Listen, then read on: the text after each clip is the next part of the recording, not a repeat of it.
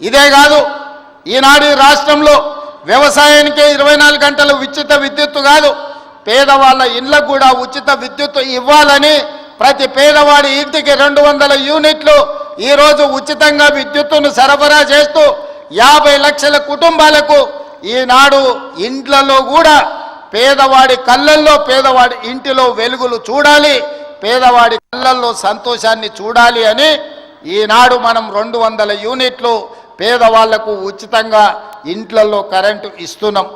ఇదే కాదు, ఆడబిడ్డలు కట్టెల పొయ్యితో కష్టాలు పడుతున్నారు.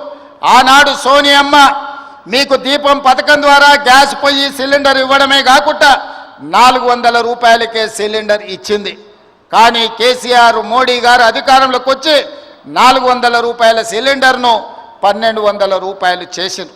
అందుకే 1200 రూపాయలతోని ఆడబిడ్డలు కష్టపడుతున్నారని ఆలోచన చేసి మనం 500 రూపాయలకే సిలిండర్ ఇవ్వాలని ఈనాడు తెలంగాణ రాష్ట్రంలో 50 లక్షల కుటుంబాలకు ఆడబిడ్డలకు 500 రూపాయలకే సిలిండర్ ఇవాళ ఆడబిడ్డలకు ఇస్తున్న రాష్ట్రం ఏదైనా ఉందంటే అది తెలంగాణ రాష్ట్రం అని చెప్పి ఈ సందర్భంగా నేను గర్వంగా చెప్పదలుచుకున్నా. ఇదే కాదు, ఆర్టీసీ బస్సుల్లో ఆడబిడ్డలకు ఉచిత ప్రయాణం. ఆనాడు అమ్మగారి ఇంటికి పోవాలన్నా